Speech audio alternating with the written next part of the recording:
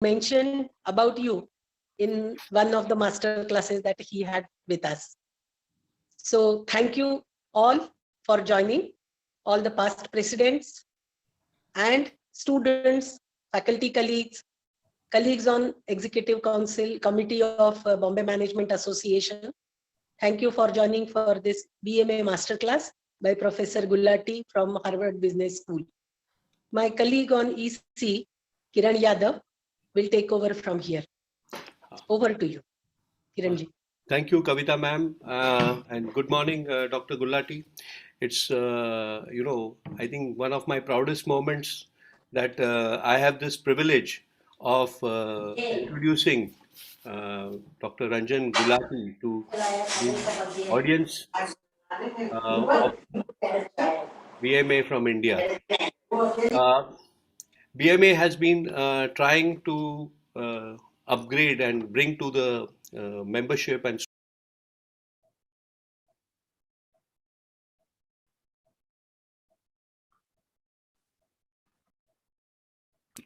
across the world. And I think, as Kavita ma'am explained, we've been extremely lucky that we've had all the gifts that we are producing. yeah, the who's who stalwarts from Harvard Business School who have so readily come and shared with us their experience, knowledge, and great deep insights. And I think today that those insights are only going to get deeper and wider and more clarity in terms of what we as practicing management professionals should be aspiring for in the long run. Without much ado, I think Dr. Gulati's resume is so overwhelming that if I actually try to touch on, the various aspects that he's been dealing with across the globe, it would be a whole course in management. He's covered in his time, he's covered topics from basic to the highest level in the most expeditious fashion that and collaborating with the best in the industry to gain and share knowledge on various aspects of management. So I think all of you would be very keen to listen to him, but just to give you a very brief glimpse of his career and his background, I think he's been a professor at Harvard Business School now for almost 15 years, starting from 2007, before which he was with Northwestern University, the Kellogg School of Management, for almost 1993 onwards, if I'm not mistaken, till 2008. So that's another 15 long years of academic, hardcore academic research and experience and sharing. He's done his PhD in organization behavior in a joint program between the Department of Sociology and Harvard Business School, prior to which he was with the Sloan School of Management at MIT and the Washington State University, where he did a fellowship, which was as a scholarship that he earned while he was at St. Stephen's College pursuing his BA honors in economics. So that's a long academic journey. He's on the editorial board of some of the most esteemed journals and annals that one can think of. And I'm sure if any one of you simply goes to his website or, starts just types Googles, okay, Dr. Ranjay Gulati, then you will be floored with the amount of experience and work that he's been doing. To name a few things, he's been elected as a professional on many bodies, but apart from that, he's written 4 very distinct books that have made a mark and have become a reference material for many practitioners. His latest uh, endure is the book called Deep Purpose, The Heart and Soul of High Performance Companies, which is going to be launched on the 8th of February. I urge all of you to pre-book because this is going to be a hot seller, I'm sure. Um, Today, Dr. Gulati is going to share with us uh, the whole journey of deep purpose. Okay, and he is going to enlighten us on uh, how he has arrived at the fact that deep purpose is the most definitive way to define and look at success in management. So I can go on and on. Dr. Gulati has written more than 200 plus research papers, which have been cited over and over again by everyone. He's edited another four books. He has been, instrumental in doing studies with almost all the major multinational companies across sectors and focusing on aspects that are fundamental to business management. And to a great extent, I think it also has this whole element of how to manage yourself and live your life. I think which is so important in today's terms that we learn to get at harmony with what we are aspiring to do and be able to connect with ourselves and the reason why we are around. So I think I've already taken too much of time. So without boring you any further, I would request Dr. Ranjan Gulati to please uh, take over and share with us his wisdom. Thank you.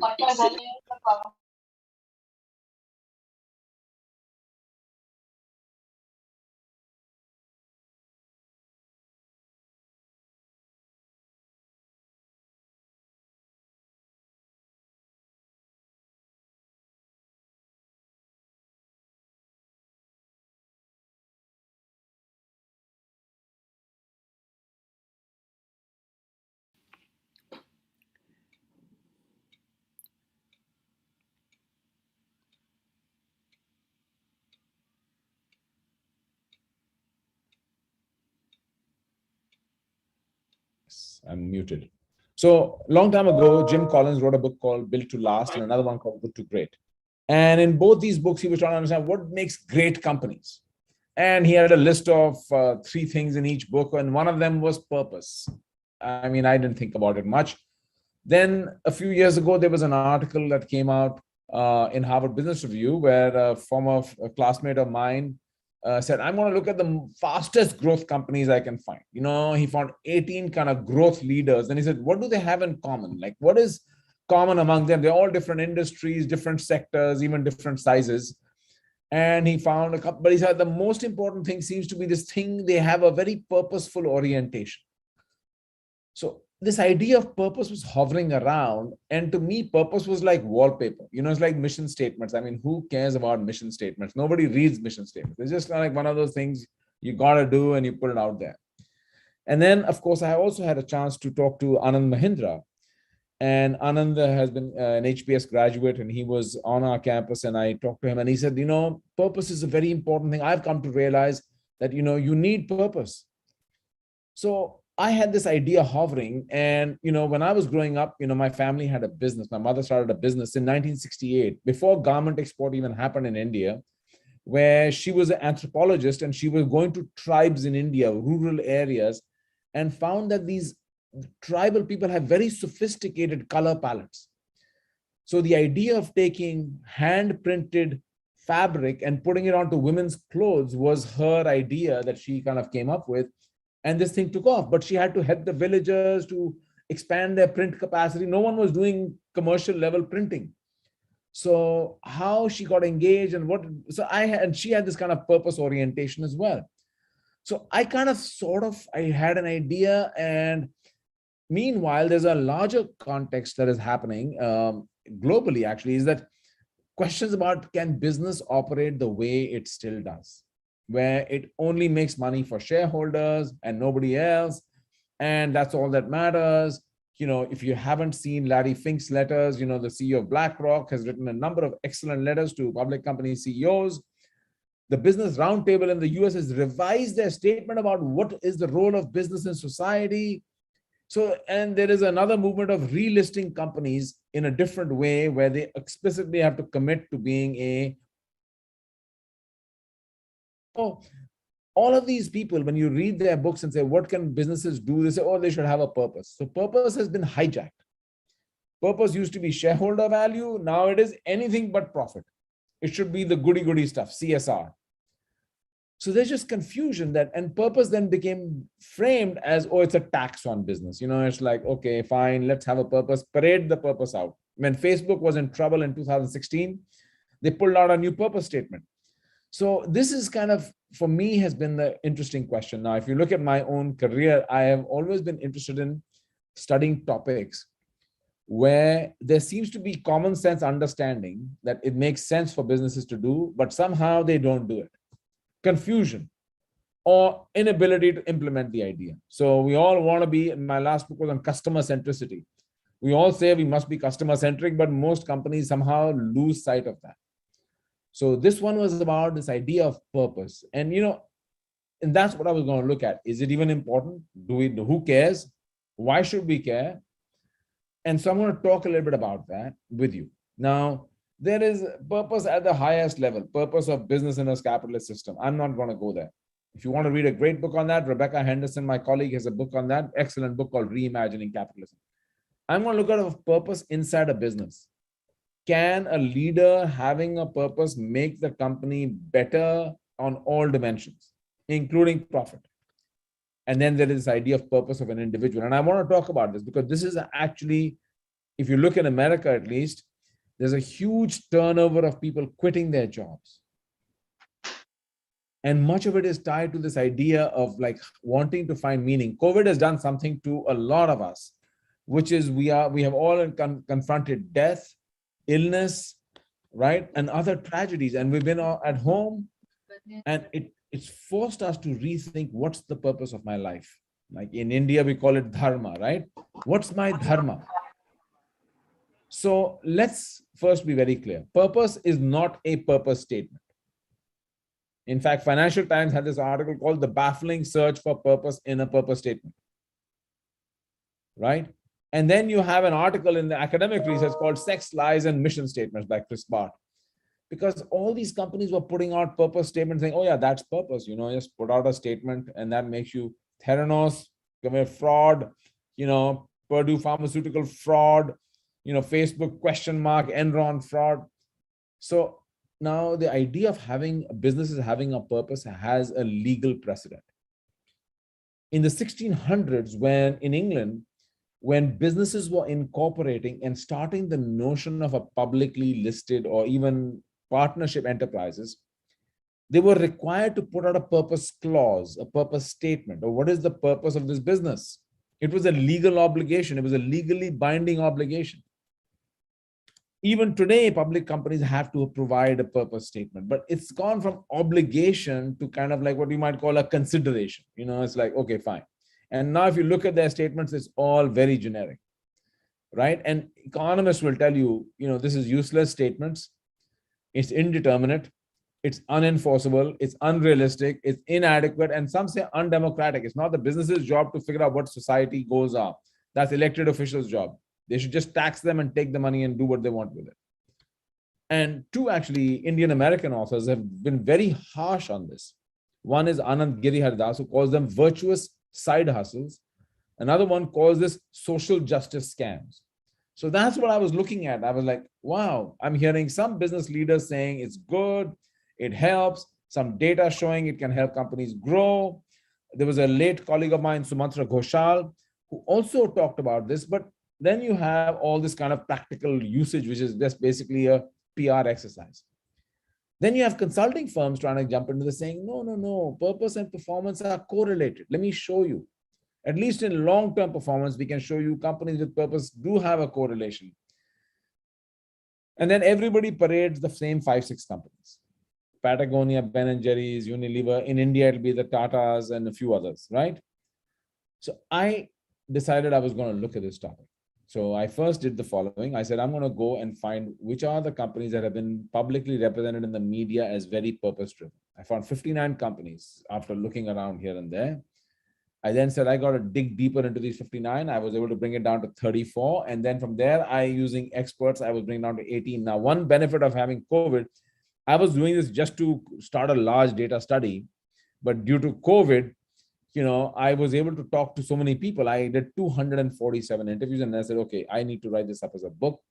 I will do my data study after this. And I have a whole project going on indexing purpose of companies. And that I will save for another time. So I'm going to talk about 3 questions with you. What is purpose? Why does it matter? Why should we care? And the last one is, how do organizations, we'll talk about individuals, all of us individual living our dharma, if you want, we can talk about that. But what, why, and how are the 3 logical questions I want to explore with you in this conversation. Let me start with the what is deeper. And I want to clarify to you, I wanted to have a 1-word title of my book, and I was going to call it purpose. But then I discovered I had to call it deep purpose, because there was so much pursuit of shallow purpose. People who didn't even understand the benefit of purpose. So I'm going to tell you that when you pursue deep purpose, and you see it in some startups. So I've looked at a range of startups, some in India. And in that context, you can see how some founders will bring a lot of kind of purposeful orientation to the business. That what are we doing? Why are we doing it? And then does it relate to performance? I'll talk about that. And I'm going to look at how it relates to performance. I don't have measures of purpose and performance for this study, but I do know from my interviews how purpose can benefit us in making companies more successful, profitable. And then I'm going to look at how do you drive deep purpose in a company. So that's kind of the project, if you will, right? Now, let's start with what is purpose. It's such an obvious word of what is purpose, but I told you, first thing is purpose is not, we've been talking about purpose since ancient times. I don't have anyone to have a picture of from the Upanishads because there's nobody who wrote those things, but you can see a lot of people have written about it. Philosophers, psychologists, Dalai Lama, Aristotle, Socrates, we can go back in time. Let me tell you there's lots of definitions also. I'll give you one from a Stanford psychologist, which actually resonated with me for individual purpose. He said, purpose is a stable and generalized intention to accomplish something that is at the same time meaningful to the self and consequential for the world beyond the self. And if you look at startup CEOs, some of them will have just an idea. I have an idea. I want to build an app. I want to do this. Some will say, I want to change the way the market operates. I want to change the way customers experience this.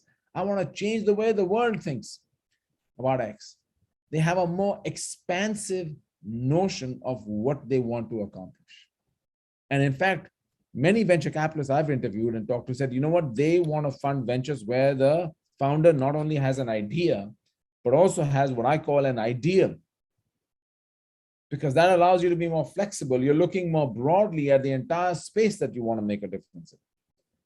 Now, when I went in to do these interviews, I discovered, being Indian, the good old parable of the 6 blind men and the elephant. I talked to people in HR, they said, oh, it's a wonderful motivational tool. You put it out there, employees love to be in a company where they can talk about the purpose and you say it's tied to your life purpose and you'll be more purposeful. So it's a labor market sorting system. The marketing folks said, oh, it's great for branding. Customers love it. When you go around talking about your purpose, the customers trust you more and are more loyal to you. Then I had others saying, no, this is CSR. Purpose is a way to talk about our foundation and gift giving and granting and all that other stuff. Others talked about purposes for investor relations because it allows us to tell the investors we have a long-term story. We don't have a short-term story only. strategist said, no, purpose is a way. It's like a mission statement. It's a way to filter our strategy. And then I had finance. I said, purpose is a tax on business, a license to operate, gotta do some purpose stuff. Let's just put it out there on the side. Now, from a purely tactical point of view, if you look at what we teach in business schools about a logic of how do you build a strategy for a company, you say, look, start with tactics, then you build a strategy. Then above that, you have a vision. This is the what you're going to do, right? Above that is your values, what we believe in, and the principles shaping how we act, which is our culture and beliefs. And then above that is this thing called purpose. And just like an individual, what happens is an individual who has purpose is more intentional. They're not confused. They have clarity of decision making. They know how to make choices. They know what they're going to do in life, what they're not going to do in life. When they have ambiguous situations, they're not confused by gray zone decisions, right? They operate from a place of intention, right? That's what dharma is supposed to tell us. Well, the idea was if organizations have this clarity about why they exist, whether it's in a legal doctrine or it's in a mission statement or somewhere, it will allow the leaders to make clear decisions about what they're doing, what they're not doing. That was the idea. But of course, it turned into mission statements. So let me dig into this a little bit. And some companies actually evolved their purpose. If you take Microsoft, one of the best turnaround stories, and if you haven't read Satya Nadella's book on resetting the organization, it's a great read. Now, at one level, you say, oh, purpose is, look at the words. They came up with they took 9 months to come up with these words. What a time waste. But the actual process of asking themselves the question, what is our purpose today as a business, was as even much more important than the words they ended up with. And then how they use the words. Satya told me when I interviewed him, he said, look, writing the purpose statement was hard, but what came after was much harder. Right? So we have to understand that what is the purpose? Purpose is an ideal. It's not a purpose statement. So the definition I like to use, it's a unifying idea of the commercial and social problems you want to profitably solve for your stakeholders. Who are you as an enterprise? Why do we exist? What's our agenda? What are we trying to accomplish here? And you might say, Ranjay, very academic exercise. I'm busy. I got day-to-day things to do. And I'm very opportunistic. Wherever a new opportunity comes, I go there. That's one way to do it. I'm not saying it doesn't work, but I'm going to show you why this way actually can work also. Typically, purposeful companies are ambitious. They have a goal. They have an idealistic cast. They have a sense of duty of what they want to get done. They understand that they have to serve a range of stakeholders. It's not a checkbox. And they have this idea of short-term and long-term. So let's look at this. If you look at how people, because I was trying to understand what exactly is purpose. If it's not a purpose statement, what is it? And you can see how people talk about it in very soulful terms. I go back to Satya. We must rediscover our soul, our unique core, our sense of purpose. When I talked to the CEO of Lego, Jorn von Nutstrup, he said, we've lost our essence. So they had this something intangible that these companies, as they grew, had lost, and they wanted to bring it back, right? And the idea was that we want to reimagine the enterprise. We're not just a bunch of people tied together by contracts. Economists like to describe organizations as a nexus of contracts, saying if we have a bigger ideal, our people who are going to show up to work will show up differently. Now, this is not a new idea. 1938, Chester Barnard talked about it in a book called The Function of the Executive. Philip Selznick talked about 1958. You may not need to know Peter Drucker, which everybody's heard of. And it actually goes back to 1900s, where Emile Durkheim, the sociologist from France, talked about this in terms of communities that came together around a shared ideal. So, I think it's important to understand that purpose, to me, I realized, was not just some management tactic. It wasn't another tool. We have TQM, business process reengineering, agility, agile method, we have something, and now we're going to add here a purpose method, and we're going to, just have a purpose statement and put it out there. It really was tied to an existential intent. It was about how we look at the world, how we think of ourselves, and even why do we do what we do. Now, it sounds, so that to me was a realization that, and this is a company here in the US, it's an agro farming company, which does farming on rooftops in urban centers, right? They're in 40 states around the country now. And they've discovered that the idea was that a lot of waste happens and a lot of these rooftops are unutilized, on top of office buildings. And they're farming over there using, very low water consumption. So low water, low waste, low transportation cost, and is highly profitable. Now, they don't, this is after really pushing Viraj hard, I finally got a purpose out of him. He said, we don't have a purpose statement. So, and I also discovered that purpose doesn't mean win-win. This is another word, business needs to think more win-win. Others have said win-win is a dangerous idea, because win-win means I'll only do something good if it's good for society. Purpose allows you to make very hard trade-offs across different stakeholders. Businesses today are increasingly being forced to choose, pay employees more. Don't lay them off during COVID. What do you mean you're laying them off? You're making so much money. You have money in the bank. So how do you navigate the world of trade-offs? How much do I give to whom? And so this notion of practical idealism kind of emerged to me as I was doing this research. So the idea was that, look, how can now, I want to be very clear. Purpose is not charity. Purpose is not giving away money to and being a good person only. Purpose is good for business.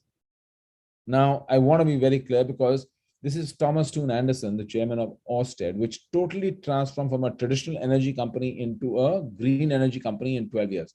Very successful. Look at on any financial metric, you'll be surprised and shocked. And he had the following thing to say. He said, I pity those who think of purpose coming at the expense of performance.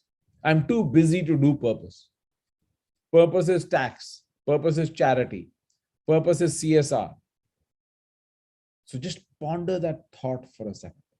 I pity those who think of purpose coming at the expense of performance. So I asked myself the question, I'm not going to believe him. Why? Why does it matter? To me, that was a real question. Then listen, why would this matter? So as I explored it, I kind of learned from all these very enlightened people I've talked to. And I learned there are 4 very discrete benefits of having purpose for a business and a leader: directional, motivational, relational, and reputational. Because it's important for us to understand, and some companies leveraged all the benefits, some didn't leverage all the benefits. So the first was confusion about what is purpose. Then was like, okay, how do I get the most out of having a purpose? And so this is that second logical question about how do you get the most out of purpose? So let's think about the first one. In businesses, I looked at that word deep purpose. Purpose defines an organization's highest goal, which allows you to be both narrow and yet broad. It allows you to be very focused on which markets and places you're going to play in, but also to look more expansively at what's happening in the whole system and flow. So, if you look at someone like Viraj Puri, he's looking and saying, which markets do we want to be in? Do we want to be in what categories of products? How do we expand? Do we only do urban rooftops? Do we do other markets? So he's looking at the whole food chain, but he's also being narrow. So how do you do that? By having a purpose. It also lends long-term clarity and short-term decision-making. How do you connect that? People get confused about connecting long and short-term. And of course, gets you to think about new ways of opportunities for growth. So I found purpose had a strategic benefit. In fact, for many of these companies, they said, we don't talk about our strategy till we talk about our purpose, because purpose naturally then feeds into our strategy. Now, this is again back to the Microsoft example I shared with you earlier. I looked at 18 companies, so I'll throw them around, intersperse them here. So the way I was made to understand from the head of strategy was, they said, look, we can examine our market. We did. because Microsoft had not grown at all in 14 years under the previous CEO. Market cap was exactly, mind you, the whole tech sector has exploded and Microsoft is absolutely flat. So they say, we're going to change something. So we got to do a strategy refresh, look at our market, create a strategy, implement the strategy. They did that. But he said there was an important precursor. We had to have clarity about our purpose because that allowed us to think much more clearly about our strategy. Just like an individual human being, when they have clarity about their purpose, then daily tactics, also where am I going, what am I doing, how am I doing it, becomes clearer. They've taken it to the organization level. The next benefit was motivation. Here's some data from a 2015 study at the Harvard Business Review, where they looked at productivity of employees. Now, mind you, for many decades, the whole focus was on creating satisfied workers who are more productive than dissatisfied workers. Then about 15, 20 years ago, people said, no, satisfied is not enough. Just paying people is not good enough. You want to have engaged workers. You need to empower them, give them more responsibility, give them more connection to what projects they're working on. And suddenly when I'm satisfied to engaged workers. And then now the holy grail is around inspired workers. How do you feel about your work? How does it connect into who you are? Does it make you feel good? There's two very cliched stories. I'll just put it out there for you about how this janitor was cleaning on the floor. And when Lyndon Johnson went to NASA and he asked him, he said, so what do you do around here? And he said, Mr. President, I'm here to put a man on the moon. Now, who knows if it ever happened? It's a very widely cited story, but the idea is how do you create that sense of inspiration and pride, right? And now I want to just share a wrinkle with you that is discussed in my book as well, that, how do you get an individual to get excited about some slogan, corporate slogan? I mean, I'm not going to care about a corporate slogan. I mean, companies do this all the time. This kind of slogan throwing around is not for me. What I found was these companies said, I can never get somebody to buy into my corporate slogan until I get them to ask, what is your own personal purpose? Nobody's going to think about company purpose because most of us don't even think about our own purpose. So they actually would embark on an initiative with coaches and support tools. At Microsoft, all employees had to go through an online training course designed by a psychologist and a sports coach around finding your own personal purpose in life, right? At KPMG, they had every partner write on an index card, why do I come to work? What's my purpose through work? And now everyone understood that purpose is a layered construct for individuals. There is a life purpose, there is a career purpose, and there is my current job purpose. But they said, we want to have you thinking about your purpose. Here's an executive I interviewed. He said, if I'm in the zone of purpose, I'm clear about my craft and what I'm trying to accomplish. I wake up in the morning excited to get better at it and to have impact. And I'm really receptive to my company's expression of purpose. Not only receptive to it, but I want to be part of it. I want to shape and contribute to it. Right? So you start to see people saying this. I mean, this is the coach of an American football team here in the US in Seattle, an incredible coach. And he said, there's magic when organizations can inspire people to align their own personal passion, self-understanding, and desire for growth with a common organizational ambition. So this idea is not a free-for-all, okay? This is like, you see people saying like, this is the CHRO of Microsoft who told me, you won't fully work for Microsoft until you make Microsoft work for you. Satya talked about deepening our understanding of one another to connect our personal philosophies to our jobs as leaders of the organization. So it wasn't just, here's my slogan, buy into it. The other part is relational. Can purpose get us to think about how we connect to other companies?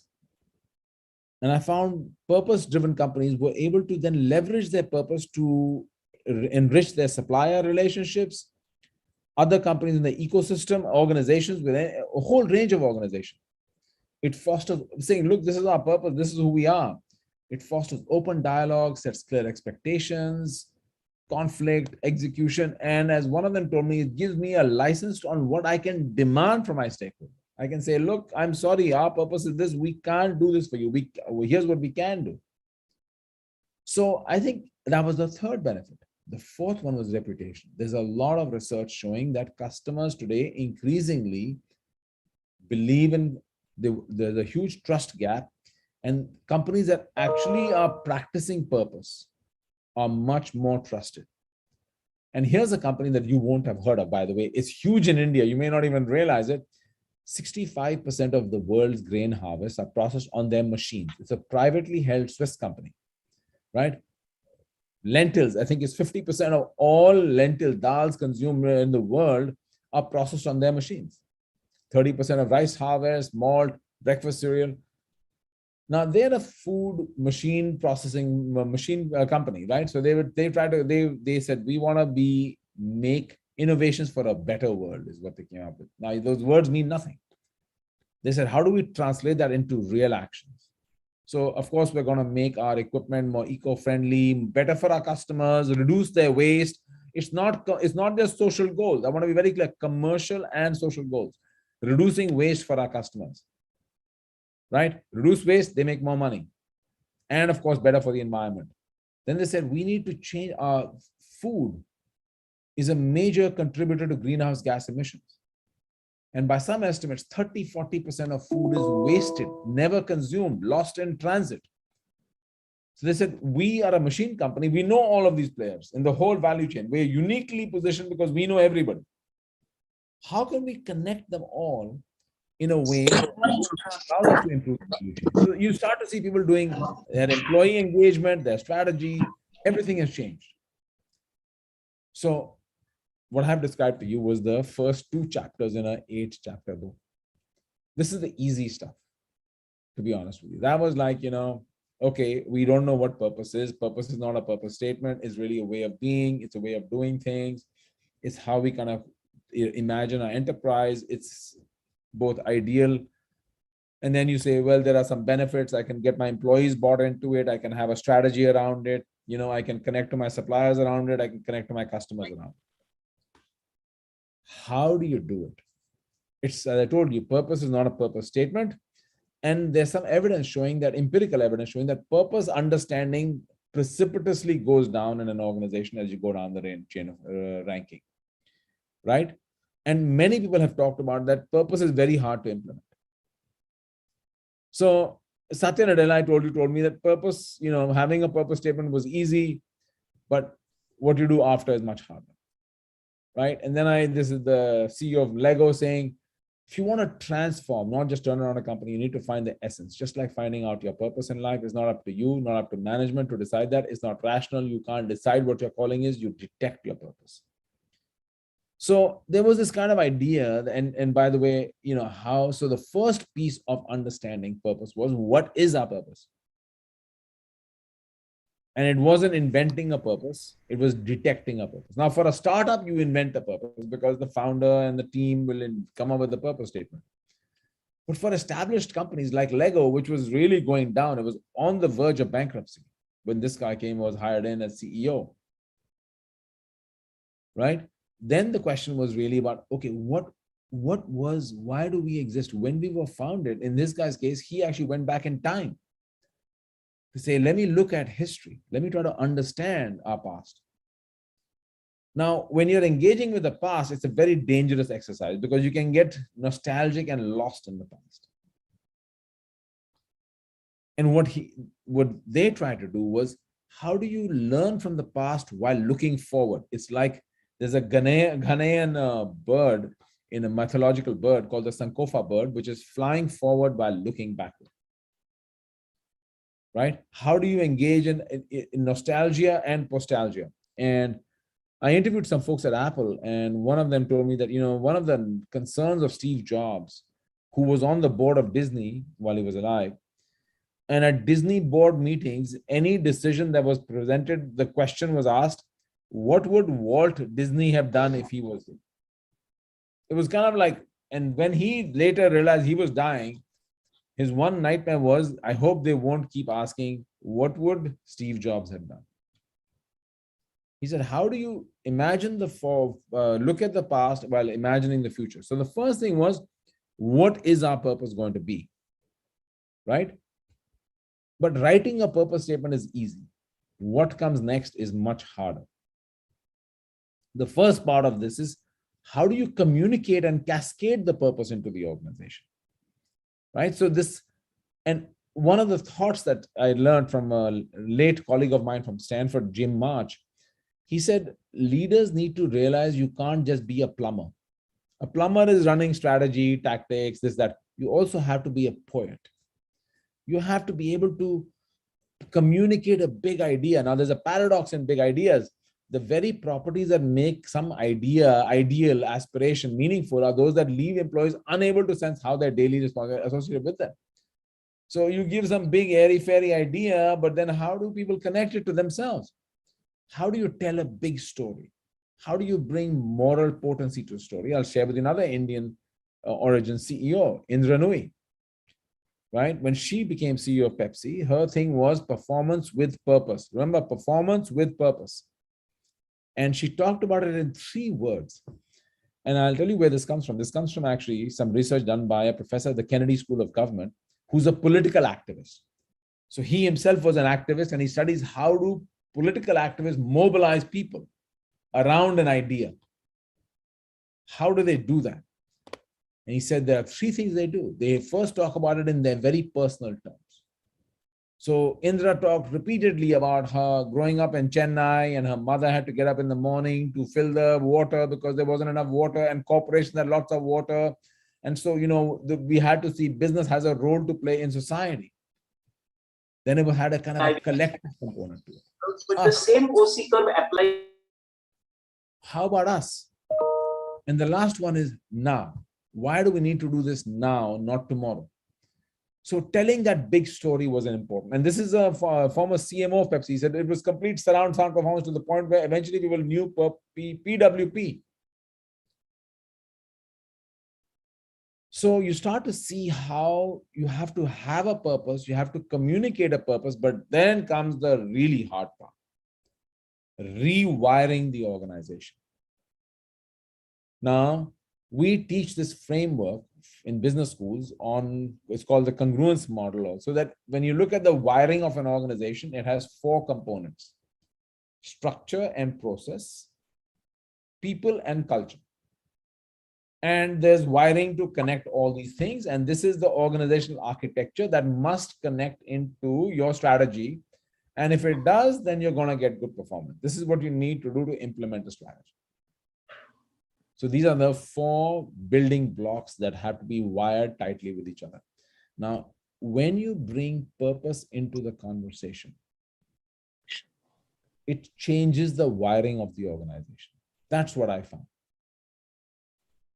But to do that, you have to really make purpose part of the daily rhythm of an organization. It has to be part of who you hire, how you promote. You have to measure it and reward it. E&Y has changed the compensation system for all their partners globally, and measuring them on financial returns, on client satisfaction, but also on 4 dimensions of purpose. So how do you bake it there? How does it become part of your culture and your daily rhythm, what you do, what we won't do? And then how do you make it part of your structure and processes? That was, to me, one of the hardest, most complicated undertakings that I discovered. And we know that people join cultures today. If you look at turnover and millennials, it's very high, and high performers care about culture even more. So how does your culture resonate with your purpose? So I found, it was interesting. Then I said, okay, let me at least look at the culture component of this very carefully. So of my 18 companies, I said, let me look at the cultural traits of all these 18. What do they, and they all have different things. Cultures have 4 or 5 key principles that define their culture. And after much looking, I came up with a list of 6. I said 6 is too long. I got to bring it down to 2 or 3 core ideas. And I found 2 things that they were: deep sense of responsibility and a great sense of trust. Trust meaning the organization trusts me and I trust the organization. Now imagine what happens to your org structure and your processes when you have these two themes running into your culture. It changes the organization. Now you can say, I can't do this, Ranjay, I'm a compensation driven company. You pay me, I do the job. And guess what? You're going to get that level of performance. So for me, this was an ideal, and I found many examples of small and large companies doing this. Super successful eyeglass chain in the US, Warby Parker. Measurement was also key in this rewiring. So, if you haven't seen John Doerr's book on Measure What Matters on OKRs and so forth, you can see that. I saw people saying, how will we measure purpose? Because it's a soft construct. And so I saw people talking about how they're going to measure this. So this became part of the story. And here's an example from Mahindra lady. She works at Mahindra, and how, when you're in an organization that has purpose, there is trust, there is also now autonomy. So now you start to see how behavior in the organization starts to change, right? Let me go back to Microsoft. Microsoft had an organization, that cartoon picture I'm showing you was actually widely used in Microsoft to explain what Microsoft culture is really like. We're all fiefdoms fighting each other all the time, right? What do? Once they have this purpose articulated, they rewire the organization around two ideas, simplification and collaboration, and then they build a new culture around a growth mindset. So you have to see organizations saying, we got to change our rewiring. We can't just have a purpose statement out there. We got to change the rhythm of how work gets done every day. So let me just ask the question. Let me go back to the employee level, individual level. The conventional model of organizing for the last 30, 40 years is people come to work to make money. So I got to pay them and reward them. This was the assembly line model that Henry Ford, B.F. Skinner, the scientific management school done by Frederick Taylor. This was kind of one strand of thinking. So I want to have satisfied workers. I pay them for what they do. Then came the engagement school. I pay you, you want to have interesting work. Okay, fine, I'll give you some more responsibility. I'll give you a self-contained project to make work interesting. So work is interesting, and now you're more engaged.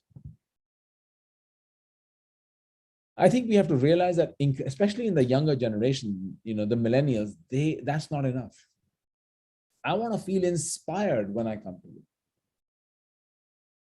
I want to feel connected in some way that I am living my life purpose, and I'm in an organization which has a purpose and is doing great things and making a lot of money too.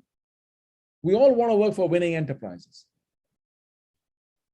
So if you asked me, Ranjay, what percentage of companies are doing this? I'm on the hunt for that. I will have an answer for you in maybe 6 to 9 months, but it's not a large number. This is not a book describing what companies are doing today. This book is really an ideal. I had to look hard to find the 18 companies that I felt were doing something different. But I think they hopefully show the way for us to reimagine, right, what we do as a business. And this will also address this issue of, there are so many, the what, why, how question. Now, I also, in this study, and I'm not going to talk about it, I want to save some time for Q&A, is looked at purpose decay in companies. Organizations that had a purpose. And by the way, I should tell you, this purpose idea I told you was alive and well in the 30s, 40s, 50s, up to the 70s even. And then it went away, and we went down the path of a more economist-minded organization of a nexus of contracts. I also looked at companies that have purpose decay over time. Johnson & Johnson, it's a great example. Iconic company with the credo. We all teach the case about how the Tylenol crisis happened. People were very proud to work at a Johnson & Johnson company. And then you see what happened to them. They went completely down about 20 odd years ago. And they had scandal after scandal. The CEO had to appear in front of Congress, the US Congress. They had fines. They were penalized. They had to shut down several factories. And then a new CEO comes in, Alex Gorski, who says, we got to challenge our credo. Why? We have a credo. We have a purpose. He said, to solve our problems, we got to go back to the basics of our foundational principle, the credo. Boeing right now is an example of a company that was, again, an iconic story. And then the merger with McDonnell Douglas. And then after that, you see a huge decline in the company. And now you see the 737 MAX controversy. Others don't really have a purpose, or they have a, what we call purpose as disguise. They use it to kind of cloak what they're doing, like just get people off our back, put a purpose statement out there. So my hope is I've convinced you that there is something called purpose an organization can do. I hope I've tried to give you a little clarity on what it is. I've given you some clarity on like, hey, if you do it, how can you fully leverage it and take advantage of it? And then the last one is, how do you do it? Like, how do you actually make it, bring it alive? And I think for, all of us, all of us want to live our own lives with purpose. And when we have purpose, then we, it makes our lives more fulfilling. And the same, I think, applies to organizations as well. So as I say in the book, I have a quote from a long time ago Bostonian. He said, it's not enough to be industrious. So are the ants. What are you industrious about? Or the late Peter Drucker also said, he said, profit is like breathing. We all need it. I'm not saying you don't need profit. Profit is like breath. But let me ask you, is life only about breathing? What a meaningless life it would be. My whole life is only about, I need to make sure I breathe. So how do we imagine a more expansive understanding of business that is successful and also makes a difference in the world? And I think that's the message I want to leave us with, to just reflect on. And that's the idea. So I'm going to stop here. I will thank you very much for inviting me to speak. I'm very open to questions, and we'll take it from there. If you want to put it, I don't know if you want to put it in the chat, or do we want to do it differently? I have my chat window open here, and I can do that. And by the way, you're welcome to read the book. Yeah, if you want, but I've summarized some of it here. And I've put it also, I'm putting excerpts from the book out on LinkedIn as well. So if you don't want to read the whole book, you can pick up excerpts of it on my LinkedIn page. Ranjay, that was brilliant, almost mesmerizing, that the clarity with which you took us through this deep purpose understanding. While, as you rightly said, it's open for anyone to, we can have questions in any form. Let me take the advantage of asking you a very fundamental first question. When one listens to you and one is 100% convinced that one needs to identify and discover one's purpose and then act on it. But again, as you rightly said, that discovering and action are two different areas completely. But let's say if any company, either a startup or existing, for a startup, you very clearly said that you must have ideas with ideals.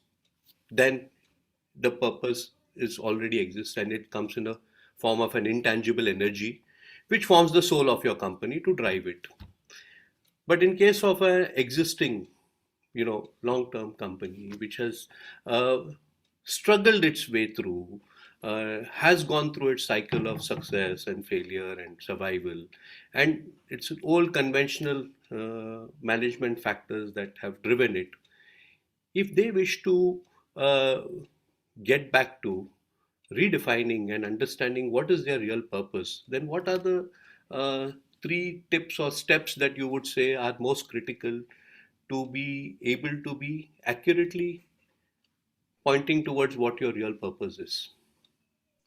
Yeah, very good question. So I think let me take it on. And I think So I was surprised. I didn't plan to look at this, but I was surprised how many companies were using purpose as a platform to transform their enterprise, right? It was a turnaround tool. In fact, I'm teaching a course right now at HBS here on turnarounds. And purpose was this kind of platform vehicle to change your business around and energize people around the turnaround. Everyone has change management challenges, right? How do you get people excited about the change and mobilized around the change and all that? So Satya's story was all about using purpose as a turnaround vehicle. The Lego story was all about using purpose as a turnaround vehicle. So you see these companies that are in trouble, and you normally think that turnarounds, you focus on cash. Cash is king. Make sure you have your free cash flow is there. You're looking at receivables, payables, you're renegotiating with your creditors, and you're telling employees work hard or else you're gone. And I found it surprising that these leaders had a more expansive notion about how am I going to turn around and transform my business. And purpose was a way to do it. Now you said, how do you do that? And I think it's a fair question. Like, where do you go looking for purpose? And I think as I said to you earlier, purpose is not like given to you. You can't hire a PR firm and say, come and give me a purpose. It was a deeply personal exercise where the people got together. They said, let's look back in our past. Why did this company get created in the first place? If you go back to Mahindra, Anand shared with me the original purpose statement done when the company was first formed. Let's look at what the founders of this organization had in mind. Let's see if there's any inspiration to be drawn from that. But we're not going to copy that. But it was interesting, the process of having this debate among the leadership team, like what's our purpose, forces everyone to confront trade-offs, what business are we going to be in, all that tactical questions that you will be debating day to day get woven into this larger construct. So you get some clarity on that. Once there's clarity on that, then how do you get it into the organization? How do you communicate it? How do you cascade it? How do you rewire the organization? That becomes the challenge then. You can't just have it sitting as a purpose, sitting among and there's a McKinsey study that just came out. By the way, all the consulting firms now have launched purpose practices.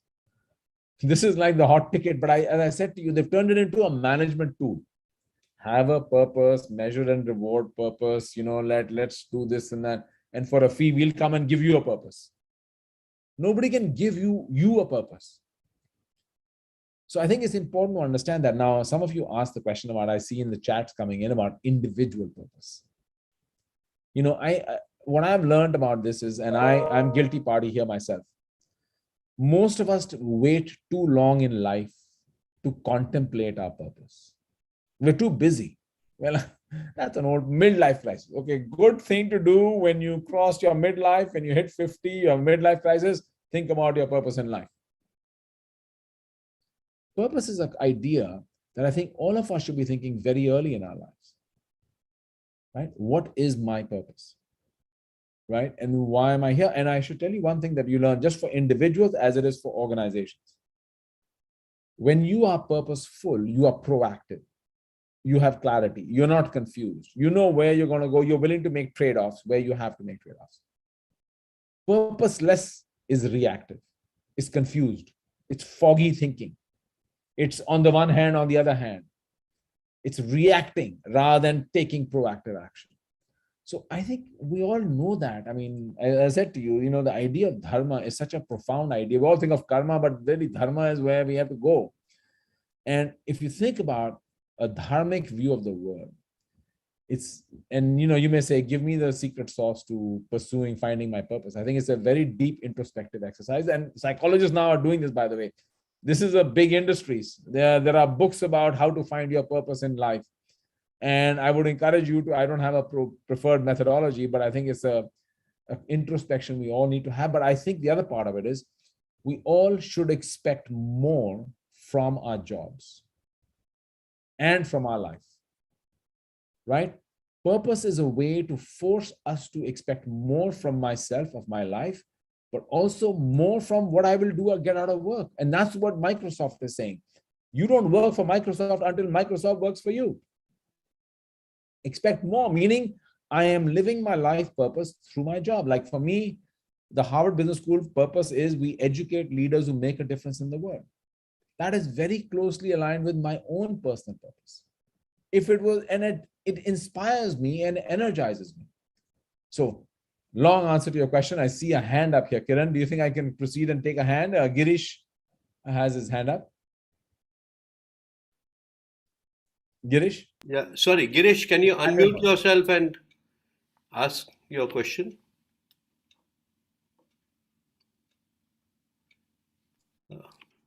Girish, are you able to unmute yourself?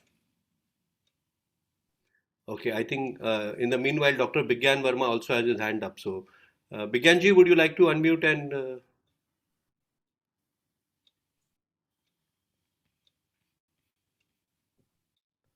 Oh, they can't unmute themselves. The administrator has blocked all unmuting. Andrela, can you unmute everyone? Yeah, hi, Yes, this sir. is, Thank you. So let's Yeah. start with Girish. Okay, fine. Let's start. yes, I am unmuted. Thanks, great presentation. A question: in your study, where do companies like General Electric, IBM, or even HP, who at one point in time were ruling the roost, and GE particularly has been part of S&P for over 100 years, and all of them seem to have kind of lost the sheen. Do you have any observations on this, Dr. Gulati? Yeah. So, Girish, I wish I could tell you that purpose was the best solution to all problems in the world, right? That it could fix. I wish it was true. So, some of those issues with those companies don't have much to do with purpose or lack thereof. So, but there's a fair question. If you look at GE, it has to do with the idea that conglomerates are kind of out of favor. We all talked about diversification discount. That investors don't really care about a diversified. They want to diversify themselves. They say, I don't need you to diversify for me. You're not a money manager. So we see a decline of that. You see some things that went wrong for them. They bet on the oil and gas industry, and oil went down to $20 a barrel. You bet on the power industry and something happened there. So, those are different conversations. But I think you raise a fair question which I would like to reframe, if I may, which is, can you scale purpose? What happens to companies when they get big? So I actually had the former CEO of IBM, Lou Gerstner, who turned around IBM previously. Mhm. And Lou said, I asked him, I said, what goes wrong in companies like yours? And he said, he called it the success trap. He said, what happens to us is we become successful. And when you become successful, you fall into a whole bunch of traps. You become arrogant, right? You lose curiosity, you lose your humility. You stop asking questions. You stop trying to get better. You start to self-worship. I'm great. Everyone wants to study me. I have nothing to improve on. And that idea applies to individuals as it does to organizations. That's why even Satya, when he relaunched Microsoft, talked about the growth mindset, which is Carol Dweck's work. He read Carol Dweck's book, which is learning is a never-ending journey. And his idea was Microsoft has become arrogant, fallen into the success trap. And we need to change that idea. So I would like to believe that if anyone is trying to revive these companies, purpose is a way. And I think I see a comment here from Satish Pradhan who says, purpose keeps you humble and focused even when you're successful. Right? And I think you're absolutely right. Well said, Satish. That's exactly what I was trying to say. So thank you for that. Dr. Verma. Sorry, we are not hearing. Yeah. You've not been. Can't hear you, Bigyanji.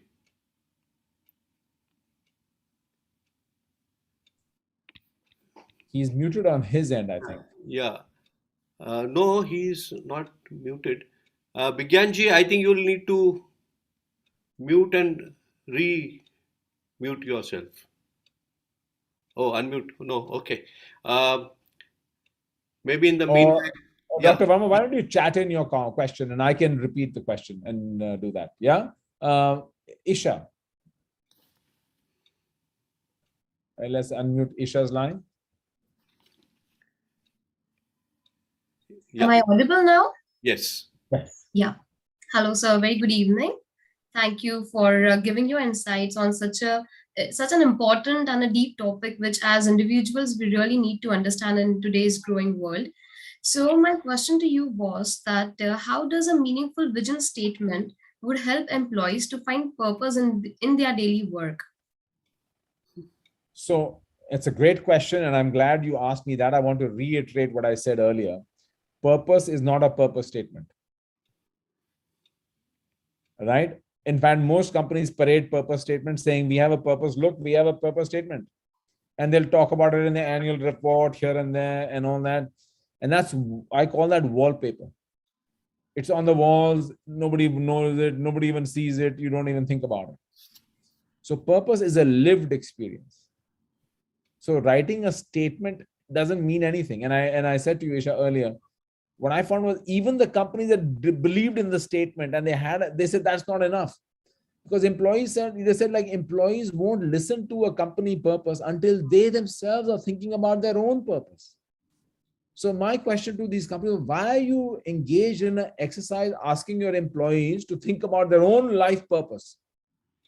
Why are you hiring coaches and encouraging employees to think about individual purpose?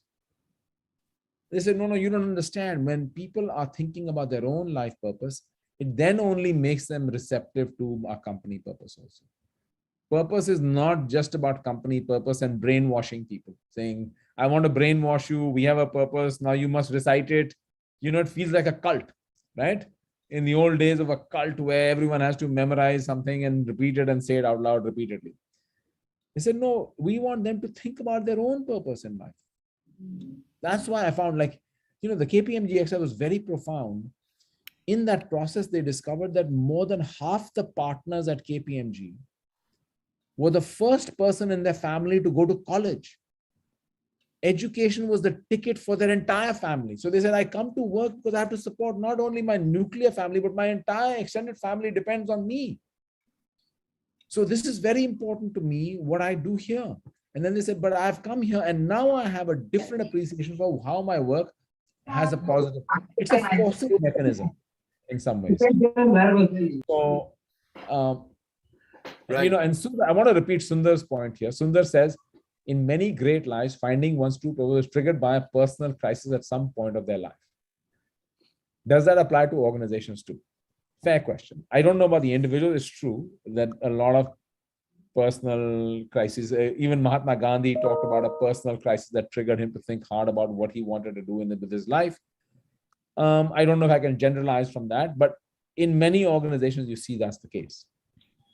Right? But I find it interesting. And so let me know why it's interesting is the knee-jerk, since I teach a course on turnarounds, the knee-jerk reaction in turning around a company in crisis is not to think about purpose.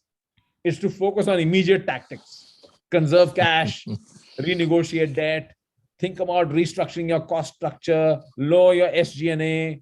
We think about all those things. We're not thinking, oh my God, I got to imagine that. But some of the leaders talk about saying, and some of them say, fix the crisis first. And then let's think about our purpose to go from turnaround to transformation. So there are various variations on that. So I can't generalize, but I thought that was a good observation. Thanks. I think that's very elaborate. Dr. Gulati, we have few of our past presidents of BMA who actually initiated this process of trying to invite all the celebrated speakers from all over the world to come and share. We have with us Mr. Indrapal Singh. I would invite him to come and join us in this discussion, Mr. Indrapal Singh. We have Chaya Sehgal, both of them past presidents of BMA. Please, While we're unmuting their line, I want to give them a minute to think about a question. I want to just point out that Jay asks about the names of the 18 companies. You don't have to go buy my book to find the names. You can find them on LinkedIn. I put a lot of the information I put out there. I put a little newsletter also out there, which has excerpts from my book. So, if you want to just pick up the key ideas, I don't feel like I'm not trying to sell books. I want to make sure that you get the idea. So I've put it in bite-sized forms for you. So my goal is to make sure that some of these ideas percolate and some of you are hopefully going to do something differently. So yes, let me turn it to Hello. Mr. Anish. Yeah. Can I? Yeah. Yeah, sure. Yeah. Dr. Gulati, as you said, the consultants are now going to make an industry out of it. And I'm sure many organizations in India would buy into that pitch. So how would you advise them to stay away from that and do the hard work that you describe is essential to, find your purpose and employee's purpose and stay the course in a more genuine way rather than buying into what the consultants finally sell you? That's a good question. I think, and I think it's an excellent point. I don't want to pick on my consultant friends here. I have many friends who are consultants also. No, not same here. I don't want to, but I think because then the ownership doesn't come. I mean, in that sense. Exactly. I think, you know what, you can hire a consultant to build you a strategy. You can hire a consultant to go and do some market research for you. But it's really hard to ask somebody else to give you purpose. Let's think about the question. It's a very profound question, very important question. Can we ask somebody else to help me come up with unless you think of it as a PR exercise. Now, what you could use a consultant for is we use them as forcing mechanism, facilitator. Okay, because the consultant is coming, we'll have the meeting, otherwise it'll get delayed. Maybe they'll help us do the interviews and be objective in talking to people. They'll do the survey for us. They'll help organize focus groups. You can do some of that. But ultimately, not only crafting a purpose statement, but cascading it in the organization, getting buy-in, taking actions that reaffirm this. I think it has to be, Mr. Singh is absolutely right. This is a very internal personal exercise. I also think over here, I want to just take your question through one other level. What is the role of leaders then? I want to go back to the metaphor of, are you a plumber or are you a poet? Now you need both, by the way. You can't be only a poet and no plumbing. Plumbing is very important as much as poetry. But we're trying to build an emotional connect in our organization with our employees, with our customers, right? With our communities, with society. And you ask yourself, what is the role of the leaders? Yes, we need to have strategy. Yes, we need to be thinking about markets. We need to be thinking about all those things. But what else? So thank you for that question. It's an excellent question. Wonderful. Thank you for that. Let me see. Bigyanji, are you able to unmute and connect in? I'm seeing some chats also coming in, but yeah. Yeah. In the meanwhile, may I request all the participants to put on their videos so we can have the smiley moment photographs of this session along with Dr. Gulati. Thank you. Yeah. Bigyanji, are you able to unmute? No, I think he still has a problem. Chaya, is there something that you would like to unmute and? Yeah.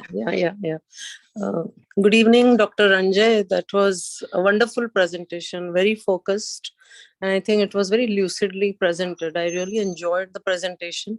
There was one thought that kept on crossing my mind while I was listening to you, that the synergy between the personal purpose and the organizational purpose is going to be probably the key towards the individual performance being in the same direction as that of organizational performance and adding to the organizational performance. So if that thought is correct, then I was wondering as to, is there any way by which the organizations can ensure that even at the stage of recruitment, they could look at the people whose personal purpose is in synergy with the organizational purpose. And I think on a regular basis, if we keep on reinforcing this reinforcing this realization in the people, then even when the companies go through the economic cycles of ups and downs, probably the turnaround or coming out of the red is going to be much faster and much easier for them. Is that Yeah. thought of mine you concede with, or you would like to suggest something else? I would like to hear you, Dr. Ranjay.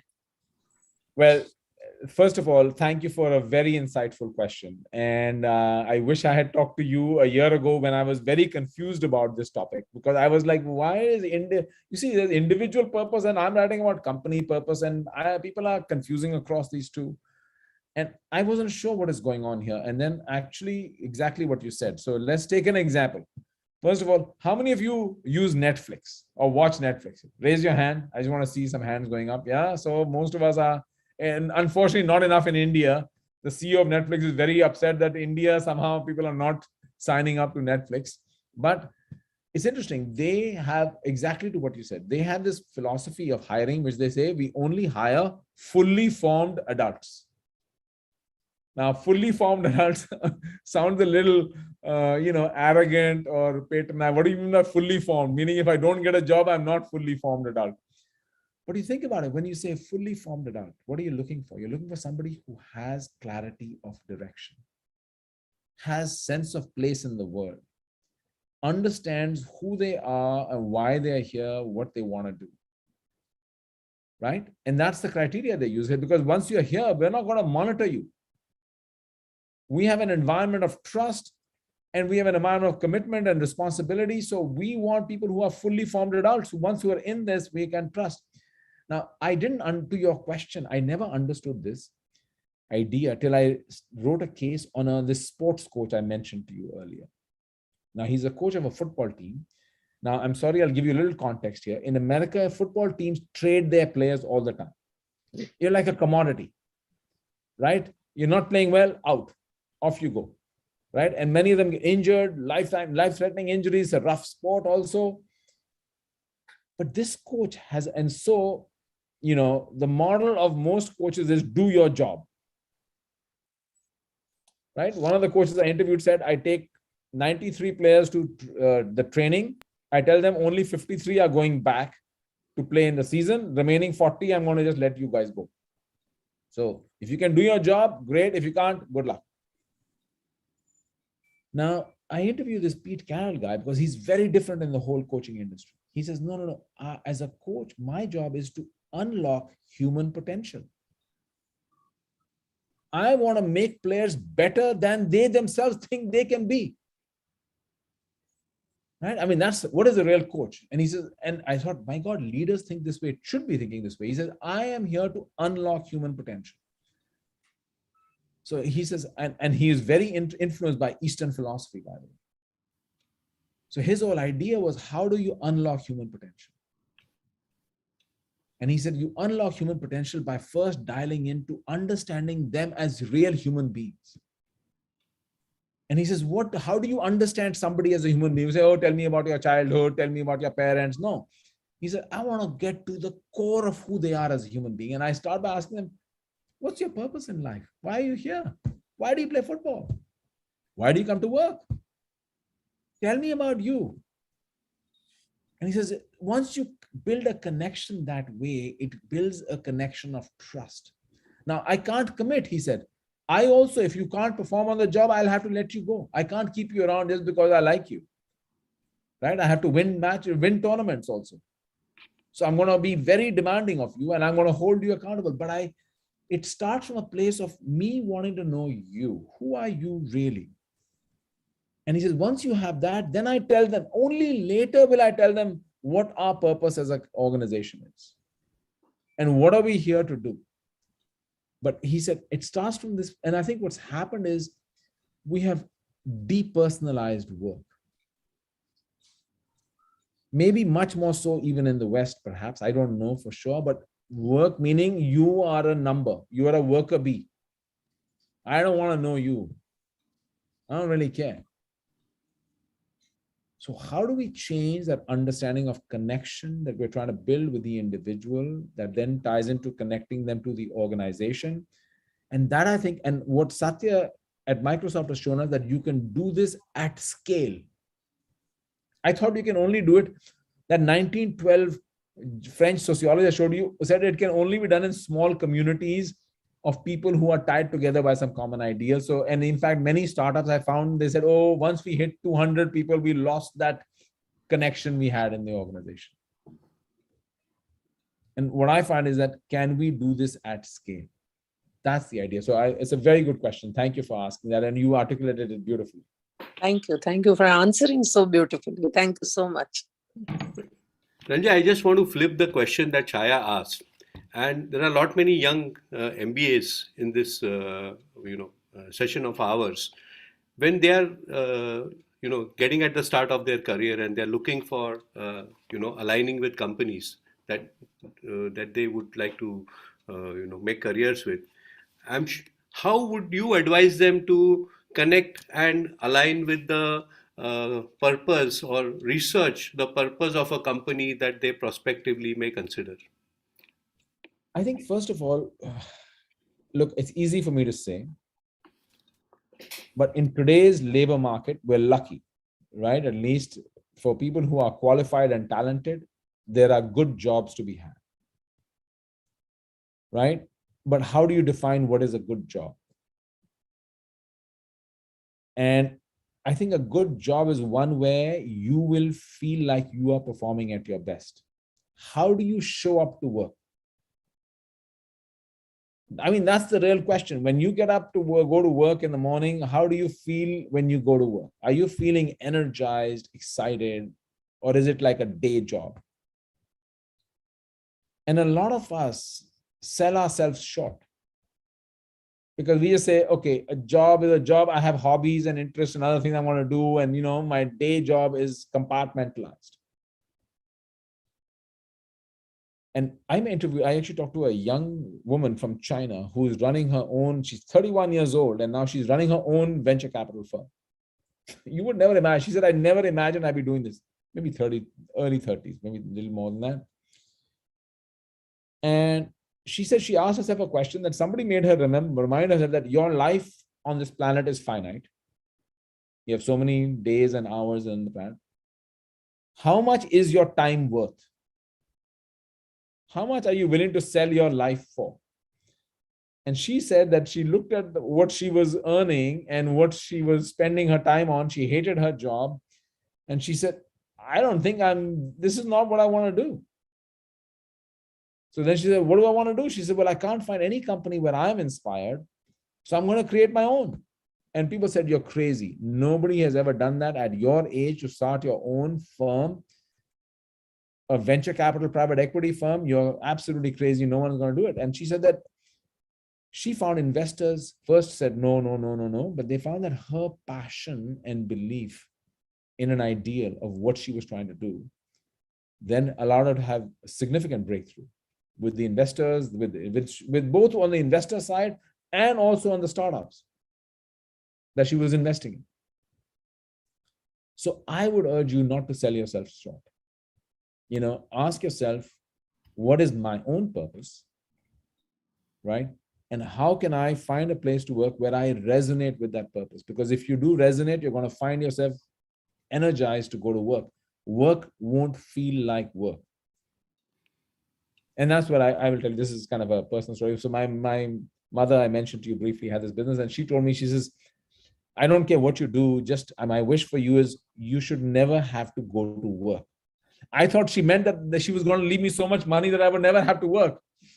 That's what I thought as a kid, that's what I thought. Okay, she's saying to me that, there's going to be enough money in the bank. I think that's not what she was saying. She was saying was, you don't never have to feel like you're going to work, because that's what her experience was. She never felt like she would work crazy hours, but she never felt like she was going to work. And you see that in some startups and contexts where people are like excited, energized, but that's because you're coming together around a common cause. Now, how do you continue with that? That's my long answer to your great question, Kiran. I think that was a great answer and very, very clear. I think we've just 2 minutes past our scheduled time, but would it be okay if, would you have a few moments more to share if anybody wants to So should we set a timeline for that? Another 5 minutes or 10 minutes? Is that okay? Let me see. Yeah, it should be fine with me. Yeah. Okay. So any any one of you, please, who has wants to. Oh, Kiran, actually, I just got a message. I may have to leave in a minute or two, but I want to just say a few parting words, if I Sure. may. Can I do that? Yeah, please do. Please do. Yeah. So, look, there are going to be some of you here who are going to say this is an ideal ivory tower exercise, Ranjay. You've got to come in the real world. You're living in America and you're doing your thing in the, can I do this in the rough and tumble of my daily life here? Or where do I even begin? So I thought I just, for the younger and anyone, I think is, all of us, for many years, I was chairing our advanced management program here, where the average age of people was 52 years old from all over the world. And you would ask them, how many of you have thought about your personal purpose? And I think most did not. So I want to start with the following. So we always say, what are the layers of ourselves? The first layer we look at ourselves is goals. I want to be X. I want to do X. And then underneath that, we look at, okay, you have an ambition. We all want to be ambitious. We all, whether it's financial goals or non-financial goals or status goals, we have some goals. It's wonderful to have goals. I like that idea. Layered underneath that is an idea around having, what are my strengths? What am I good at? In high school, I took biology and I got a good marks in biology. My parents said, you're going to be a doctor. You were getting good marks. Then I got good marks one time in physics and math. They said, engineer. So most of us spend our life thinking about goals and strengths and the intersection of that. Then, a very Western construct came into this saying, this is wonderful. And then we have layered into that our emotions and what drives us and other wrinkles into that we can take it. Then we had a very American construct, which is passion. Find your passion. What are you passionate about? What makes you feel passion? So suddenly the Venn diagram went from goals and strengths to a third circle in there called passion. And I think that was a very misleading third circle. Yes, of course, I agree we should feel passionate about what we do and all that. But I think that really should have been purpose. So I think it's good to have goals. It's good to know our strengths. But it's also good to then bring in that third circle of what's my purpose. I think it gives us much more clarity for ourselves and for our organizations for how we spend our time. And so my wish for all of you is that, look, I know how busy everyone is, and I want to thank you all for taking the time to join this conversation. As I said, you're welcome to download anything you want on my LinkedIn page if you like, or connect with me there and ask me for anything, and I'm happy to have a conversation with you through that.